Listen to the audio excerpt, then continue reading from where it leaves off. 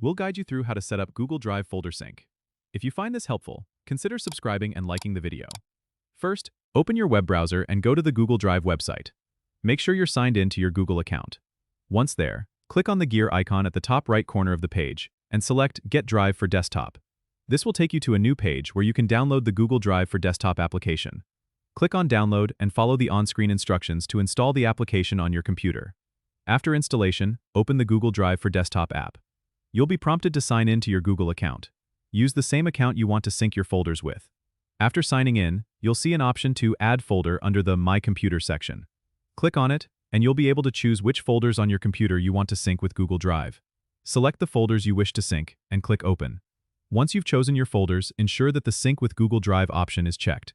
This will ensure that any changes made in these folders on your computer will automatically sync with your Google Drive. You can also choose to sync your Google Drive files to your computer by selecting Sync Google Drive to this computer. This allows you to access your Google Drive files directly from your computer without needing to go to the website.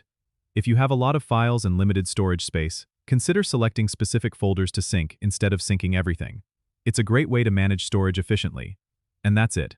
Your Google Drive folder sync is now set up, allowing you to have your important files backed up and accessible from anywhere.